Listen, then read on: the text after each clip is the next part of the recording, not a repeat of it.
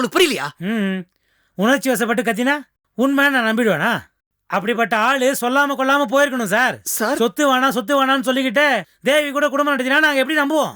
இங்க பாருங்க, ஒரே ஒரு போன் கால் போலீஸுக்கு பண்ணா போதும், உங்களை உள்ள வச்சு அடி பின்னிடுவாங்க. சித்தப்பா,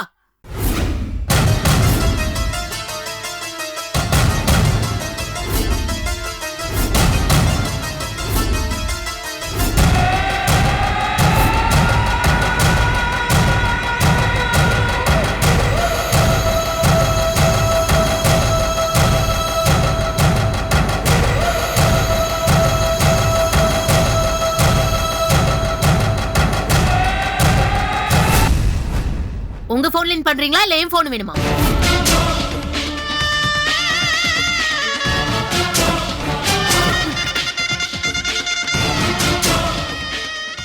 இல்ல தேவமா, மதன் ஆக்சுவலா உன்னை லவ் பண்றான். டெஸ்ட் பண்றீங்களா? அதுக்காக தான் நான் இல்லாத நேரத்துல வந்து கண்ணாமினான்னு பேசிட்டு இருக்கீங்களா? இல்ல தேவமா, நான் சாதாரணமா. இல்ல வேண்டாம் சித்தப்பா, தேவையில்ல. இங்க பாருங்க, மேல மேல நீங்க போய் சொல்லிட்டு இருக்காதீங்க. நீங்க பேசுறதெல்லாம் கேட்டுட்டு தான் வரேன். இல்ல தேவமா. வேண்டாம், ஷட் அப். நீங்க எந்த எண்ணத்தோட இங்க வந்திருக்கீங்கன்னு எனக்கு நல்லா புரிஞ்சு போச்சு. இனிமே அதே எண்ணத்தோட நீங்க இந்த வீட்டுக்கு வர வேண்டாம். தயவு செய்து வெளியில போலாம். தேவமா, நீ இப்போ உன் சென்ஸ்லயே இல்ல. அந்த அளவுக்கு மதன் உன்னை பிரெயின் வாஷ் பண்ணி வச்சிருக்கான். காதலு கண்ணுல தான் சொல்லுவாங்க. என்ன பொறுத்த வரைக்கும் காதலுக்கு அறிவே இல்லை. அதனால தான் இப்படி பிஹேவ் பண்ற. ஒரு சின்ன விஷயம் யோசிச்சு பாரு. உன்னால வேலைக்காரி மாதிரி இந்த வீட்டுல இருக்க முடியுமா? காலம் ஃபுல்லா அவனுக்கு சமைச்சு போட்டு துணி துவைச்சு போட்டு அடிமையா இந்த வீட்டுல பொண்டாட்டியா குடும்பம் நடத்த முடியுமா? நிச்சயமா உன்னால முடியாது. ஆனா இப்ப இது யார் சொன்னாலும் உன்னால புரிஞ்சக்கூடிய மனநிலை இல்ல. அதனால தான் இவ்வளவு ஸ்ட்ரேஞ்சா பிஹேவ் பண்ணிட்டு இருக்கேன். உன்னை இங்க விட்டு போனா சரி வராது. நீ நம்ம வீட்டுக்கு வா போலாம். கை விடுங்க சித்தப்பா. நான் என்ன முட்டாளா? நீங்க சொல்றதெல்லாம் கேட்டுட்டு இருக்கிறதுக்கு நான் ஒன்னும் அடிமை இல்ல. என்ன அடிமையா நடத்தணும்னு மதனும் நினைக்கல. நான் இங்க ஏன் இஷ்டத்துக்கு தான் வாழ்ந்துட்டு இருக்கேன். ஏன் இஷ்டத்துக்கு தான் இங்க எல்லாமே நடக்குது. புரிஞ்சுதா? Cool cool cool. Okay, just 1 week. ஒரே வாரம் நீ வந்து நம்ம வீட்ல இரு. நான் எல்லாத்தையும் உனக்கு தெளிவா சொல்லி புரிய வைக்கிறேன். வா போலாம். கை விடுங்கன்னு சொல்றேன்ல. Get out.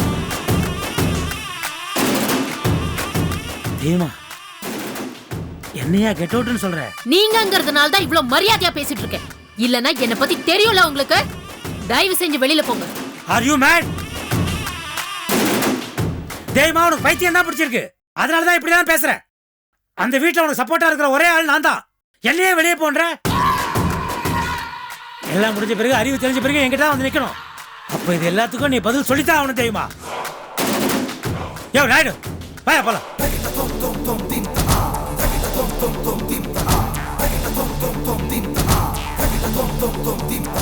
Gari sani gari ga sari sani da bama gari sani gari ga bama gari sani tajadu tom tom tom takita tom tom tom tajadu tom tom tom takita tom tom tom takita tom tom tom tajadu tom tom tom tagadum tagadum tagadum tagadum tagadum tagadum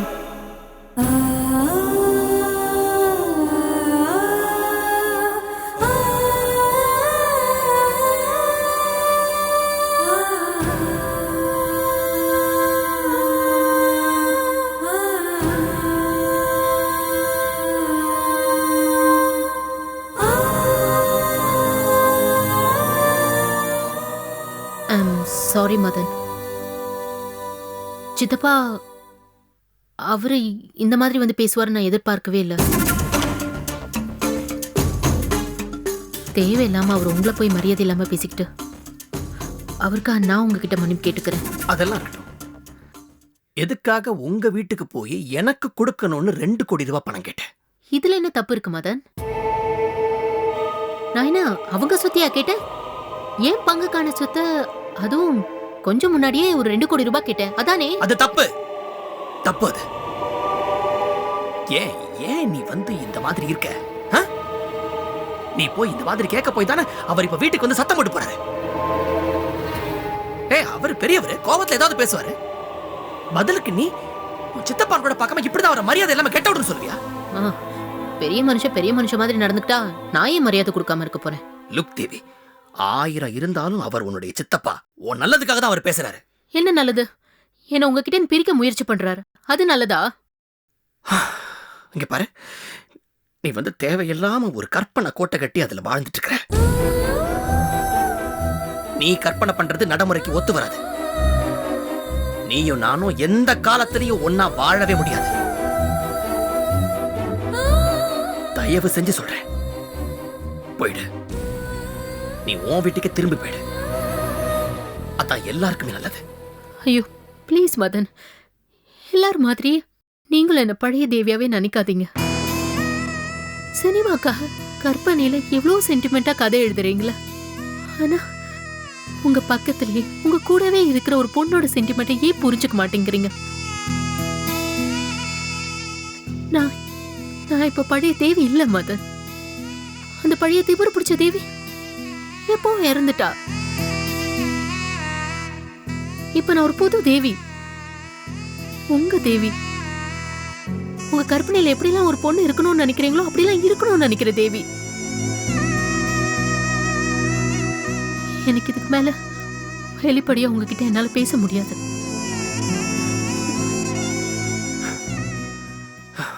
என்னடா நடக்குதுங்க?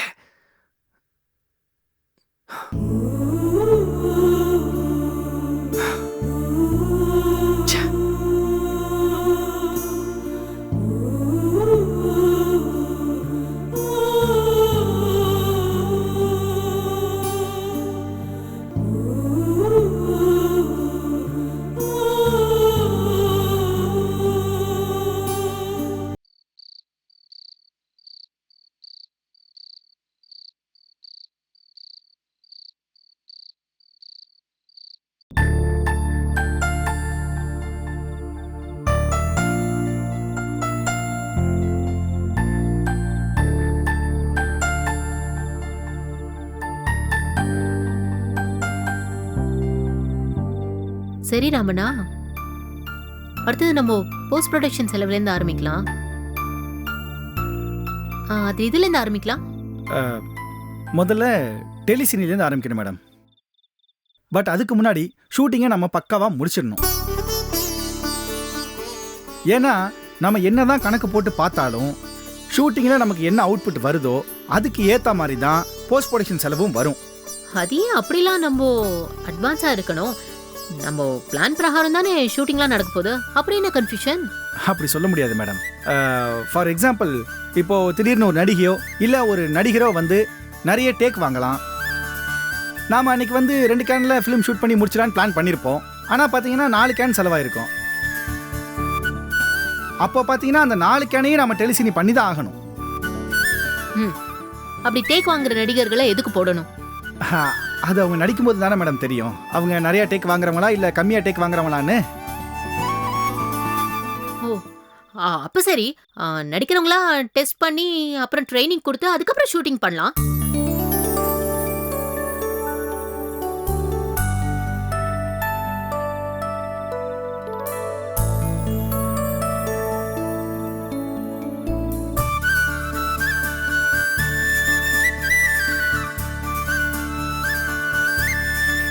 ஏமாச்சான், madam சொல்கிற idea நல்ல ஐடியாவாக எனக்கு தெரியுது. ஆனால் எனக்கு இதுக்கு பதில் சொல்ல தெரியல. நீ பதில் சொல்ல.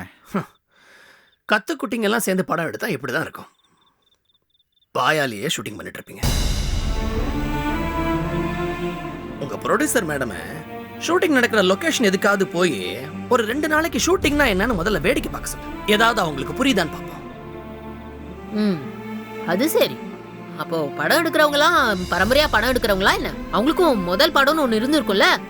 பரம்பரையா படம் எடுக்கலனாலும் இதுக்கு முன்னாடி படம் எடுத்தவங்க எல்லாம் அவன் கை காசை போட்டு எடுத்திருப்பாங்க. யாருக்கிட்டையும் பிச்சை கேட்டு வாங்கி அந்த படத்துல ஷூட்டிங் எடுத்துக்க மாட்டாங்க. டேய், குறிப்பா எனக்காக போய் யாருக்கிட்டையும் பிச்சை கேட்க வேண்டாம்னு உங்க ப்ரொடியூசருக்கு அழுத்தி சொல்லு. கடன் வாங்குறதும் பிச்சை எடுக்கிறதும் இவர் பாஷையில வேணா ஒன்னா இருக்கலாம் ராமண்ணா. அப்படி பிச்சை எடுத்து தான் இந்த படத்தை எடுக்கணும்னு கட்டாயம் வந்தா கூட நான் என் புருஷனுக்காக பிச்சை எடுத்தாவது இந்த படத்தை எடுத்து முடிப்பேன். என் புருஷனோட அருமை எனக்கு மட்டும் தெரிஞ்சா போதுமா? இந்த ஊருலகத்துக்கு தெரிய வேண்டாம்? மதன் இயக்கத்தில் பொம்மலாட்டம் அப்படின்னு இருக்கிற leading Tamil channels, news papers எல்லாத்துலயும் பிரம்மாண்டமா வரணும். அத பார்த்து எல்லாரும் அவரை பாராட்டணும். இதுக்காக நான் என்ன வேணா பாடுபடுவேன்.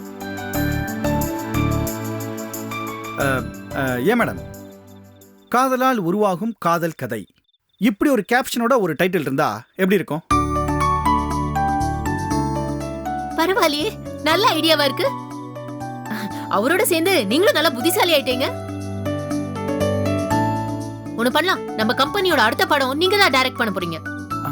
இந்த படம் முடிஞ்ச உடனே உங்க கையில அட்வான்ஸ் கொடுத்துறேன். ஓகே? அப்படியா மேடம்? ரொம்ப தேங்க்ஸ் மேடம்.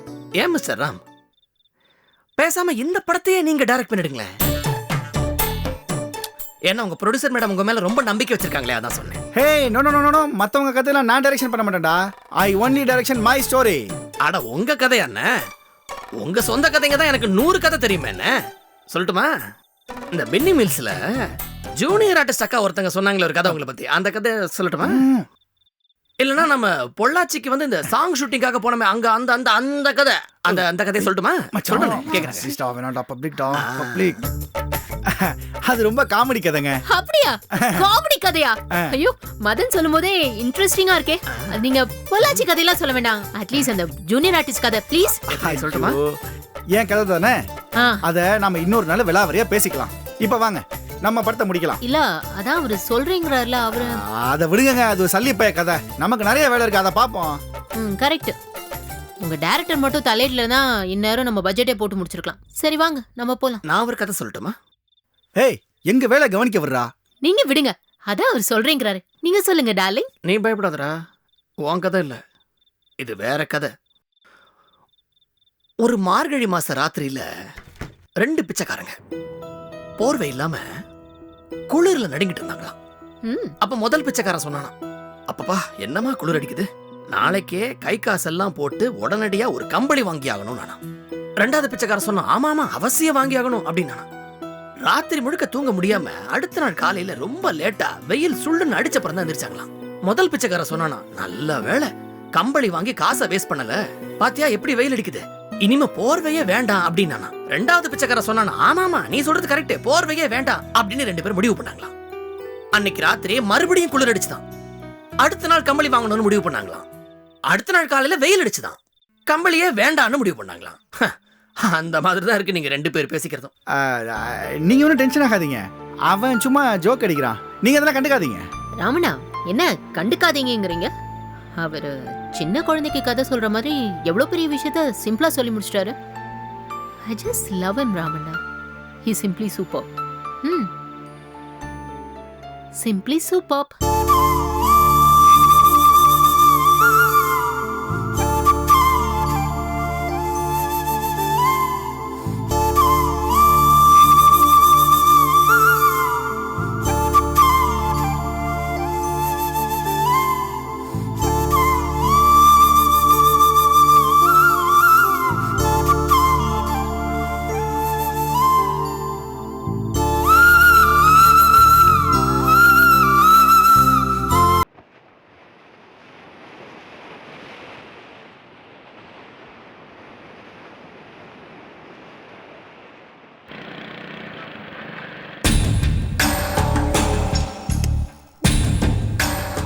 சந்தோஷ், பாரதி வாங்க.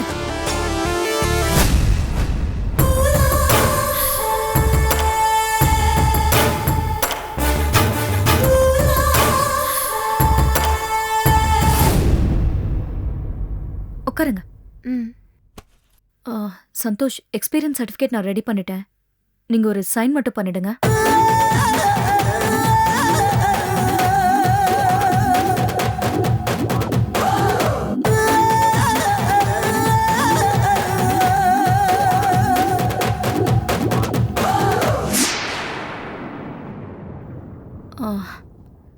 சகுந்தலா, எல்லாம் சரியா இருக்கான்னு ஒரு தடவை செக் பண்ணிக்கோங்க, இல்லைன்னா திரும்ப ஒரு தடவை அலைய வேண்டியிருக்கும்.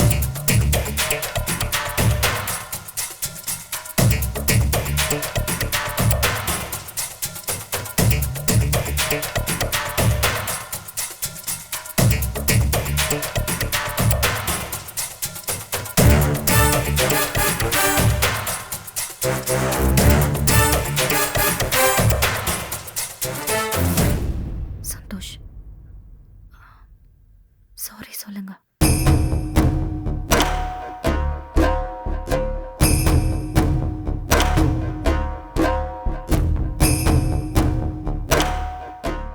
நல்லா செக் பண்ணிட்டு நீங்க கிளம்புங்க, எனக்கு கொஞ்சம் வேலை இருக்கு, நான் என் டேபிள்ல இருக்கேன்.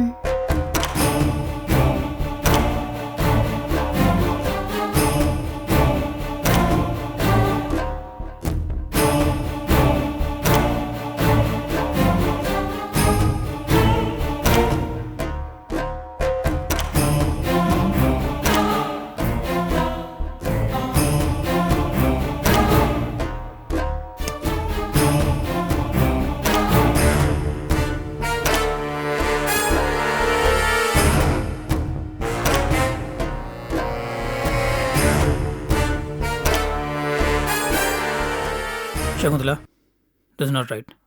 எனக்கு இது இதெல்லாம் சரியாக படல. இப்போ எதுக்கு இந்த லெட்டர் எனக்கு அது புரியல. காரணமாக தான். இதை பற்றி நான் உங்ககிட்ட அப்புறமா பேசுகிறேன். சகுந்தலா, பாரதி நம்ம 2 பேர்த்தையும் 100% நம்புறா. You got it. அவளுக்கு தெரியாமல் இந்த மாதிரிலாம் நம்ம ட்ராமா பண்ணுறது I don't think it's healthy. அது மட்டும் இல்லை, இதுக்கு முன்னாடி நடந்த விஷயத்துக்கெல்லாம் என்ன உங்ககிட்ட சாரி கேட்க சொல்கிறா. பாரதி ரொம்ப நல்லவங்க சந்தோஷ். அவங்கள மாதிரி ஒரு ஒய்ஃப் கிடைக்கிறதுக்கு நீங்க ரொம்ப கொடுத்து வச்சிருக்கணும். Shakuntala, it's very you are obvious. Very lucky Santosh. Okay, இதுக்கு மேல எனக்கு என்ன சொல்றதுன்னு தெரியல. Yeah I know that. சரி, நீ இப்போ நீ கிளம்பு, நம்ம அப்புறம் பேசலாம். பாரதி கேட்ட நான் உங்ககிட்ட சாரி சொல்லிட்டேன்னு சொல்ல. சந்தோஷ், நான் ஒரு முக்கியமான முடிவு எடுத்திருக்கேன். அது விஷயமா நான் உங்ககிட்ட பேசணும். இப்போவா? இல்ல, அப்புறமா தான். நான் சாயந்தரம் உங்களுக்கு ஃபோன் பண்றேன். நீங்க நேர்ல வாங்க, பேசுவோம். we'll see.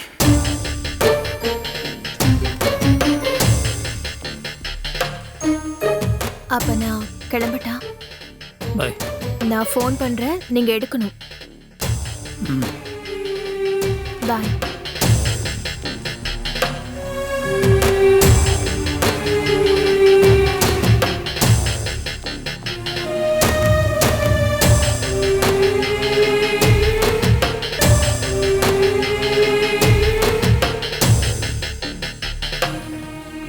பாரதி மேடம்,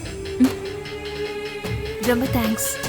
வேற யாரா இருந்தாலும் இவ்ளோ பெரிய உதவியை பண்ணிருக்க மாட்டாங்க. நான் கிளம்புறேன். சகுந்தலா,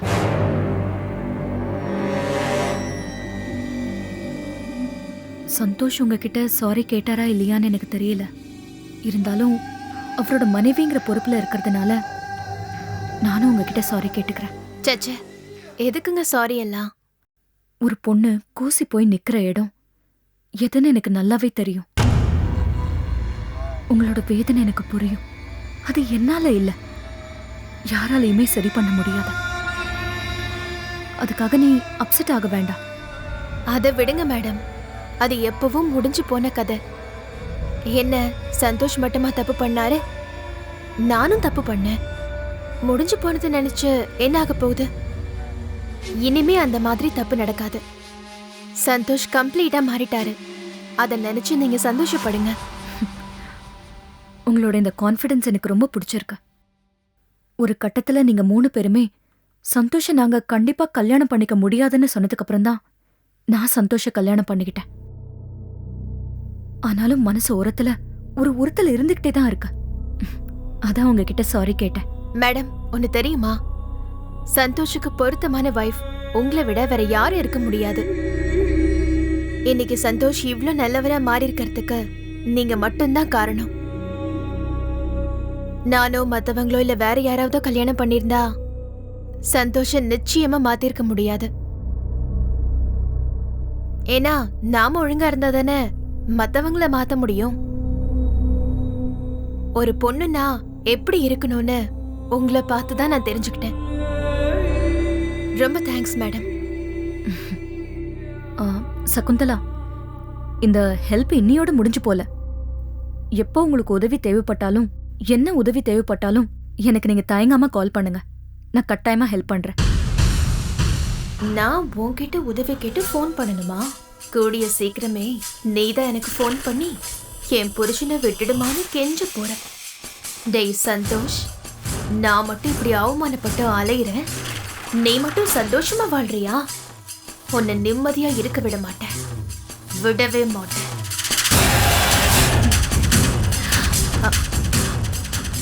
மேடம், நீங்களும் சந்தோஷம் ரொம்ப நாளைக்கு சந்தோஷமா நிம்மதியா வாழணும். அதுதான் என்னோட ஆசையும் பிரார்த்தனையும். நான் வரேங்க. ம்.